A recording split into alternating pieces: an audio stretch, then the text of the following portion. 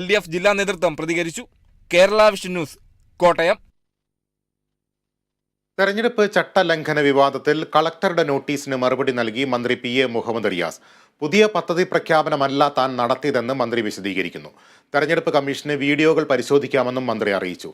Collector മുഖ്യ തെരഞ്ഞെടുപ്പ് ഓഫീസർക്ക് റിപ്പോർട്ട് സമർപ്പിക്കും. കോഴിക്കോട് നളന്ദ ഓഡിറ്റോറിയത്തിൽ നടന്ന കായിക സംഗമത്തിൽ കോഴിക്കോട് രാജ്യാന്തര സ്റ്റേഡിയം യാഥാർത്ഥ്യമാക്കാൻ ഇടത് സർക്കാർ നിശ്ചയിച്ചിട്ടുണ്ട് എന്ന് മന്ത്രി PA മുഹമ്മദ് റിയാസ് പ്രസംഗിച്ചിരുന്നു. കൂടാതെ ഈ രംഗങ്ങൾ ഉൾക്കൊള്ളുന്ന ദൃശ്യങ്ങൾ തെരഞ്ഞെടുപ്പ് കമ്മീഷന്റെ വീഡിയോഗ്രാഫറുടെ ക്യാമറയിൽ നിന്നും ഇടത് സ്ഥാനാർത്ഥി എളമരം കരീം ഉൾപ്പെടെ ഇടപെട്ട് മായ്പിച്ചതായി ആരോപണവും ഉയർന്നിരുന്നു. സംഭവത്തിന്റെ വീഡിയോ ദൃശ്യങ്ങൾ ഉൾപ്പെടെ പരിശോധിച്ച മുഖ്യ തെരഞ്ഞെടുപ്പ് ഓഫീസർ UDFന്റെ പരാതിയുടെയും മാധ്യമവാർത്തകളുടെയും അടിസ്ഥാനത്തിൽ കളക്ടറോട് വിശദമായ റിപ്പോർട്ടും തേടി. അതേ തുടർന്ന് കഴിഞ്ഞ ദിവസമാണ് കോഴിക്കോട് ജില്ലാ കളക്ടർ സ്നേഹിൽ കുമാർ സിംഗ് മന്ത്രി PA മുഹമ്മദ് റിയാസിന് നോട്ടീസ് നൽകിയിരുന്നത്.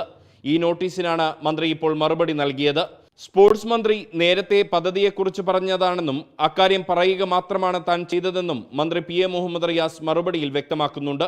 ഭരണനേട്ടം പറയലാണ് മന്ത്രിയുടെ ചുമതല. പറഞ്ഞത് ഇനിയും പറയും. കമ്മീഷന് വീഡിയോകൾ പരിശോധിക്കാം.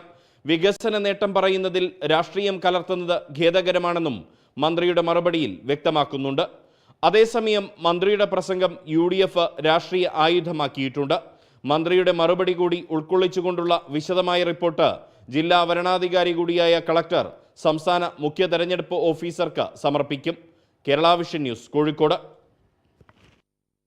മുസ്ലിം ലീഗിന്റെ പിന്തുണയിൽ രാഹുൽ ഗാന്ധി ലജ്ജിക്കുന്നു എന്ന കേന്ദ്രമന്ത്രി സ്മൃതി ഇറാനിയുടെ പരാമർശത്തിൽ പ്രതികരണവുമായി പ്രതിപക്ഷ നേതാവ് VD സതീശൻ രംഗത്ത്. മുസ്ലിം ലീഗ് ഇന്ത്യ മുന്നണിയിലെ അംഗം കൂടിയാണ്. UDFും ലീഗും തമ്മിലുള്ള ബന്ധം ഒളിച്ചുവെക്കേണ്ട ആവശ്യമില്ല. സ്മൃതി ഇറാനിക്കും പിണറായി വിജയനും ഒരേ സ്വരമാണെന്നും പ്രതിപക്ഷ നേതാവ് ആരോപിച്ചു. ഇന്ത്യൻ യൂണിയൻ മുസ്ലിം ലീഗ്